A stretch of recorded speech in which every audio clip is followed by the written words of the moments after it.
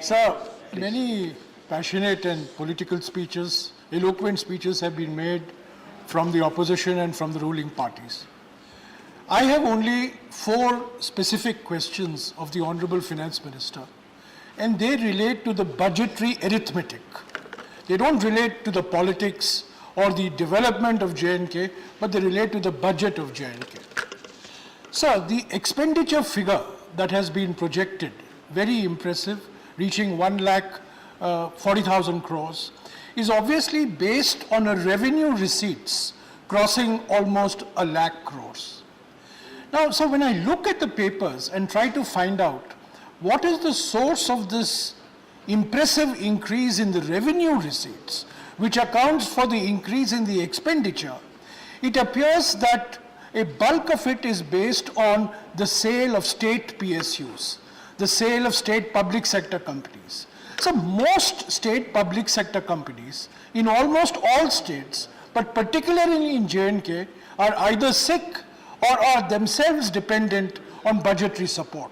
So my first question to the Honorable Finance Minister is this assumption that you're going to generate a lot of revenue by selling state PSUs all that viable given the state of the PSUs in Jammu and Kashmir? So my second question, the revenue receipt budget is dependent on additional resource mobilization, ARM. Now, it's not again clear what are the specific measures for raising additional resources. I can understand that the center will give more loans to the state, but that is not additional resource mobilization.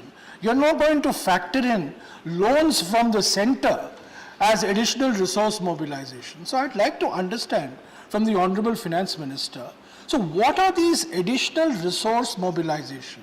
Are they additional taxes? Are they user charges? What are the additional resources on which the revenue receipt budget is based? So my third question, GST revenue is projected to double this year. This is very impressive, but it is also unprecedented. So I want to understand, I'm trying to understand what gives the Finance Minister and the formulators of the revenue budget the confidence that GST revenue is going to double in 1 year, which has not happened before anywhere. Finally, sir, the J&K Industrial Development Corporation, JKIDC, was set up to promote industrialization of the state, which we all support and which we all welcome. However, when you look at the way the JKIDC is structured, it has become a land bank. It is basically a land bank, and it has got enormous powers to either acquire land or to lease land or to get land, obviously to provide this land for private investors. No state in India today has the liberalized land market that exists in J&K. Not Maharashtra, not Tamil Nadu, not the northeast states. The most liberal land market today in India exists in J&K. Now, I want to understand from the Honorable Finance Minister that obviously this is in order to promote private investment, in order to catalyze private investment, which we all welcome. And we know that in the last 3 years, many MOUs have been signed. So I'd like to know from the Honorable Finance Minister, how many of these MOUs have actually been translated into projects?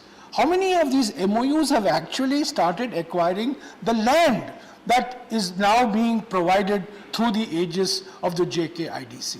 So I would request the Honorable Finance Minister, these are non-political questions, these are technical questions relating largely to the revenue budget, because unless we understand the assumptions of the revenue budget, we are not going to be able to understand the realism of the expenditure budget.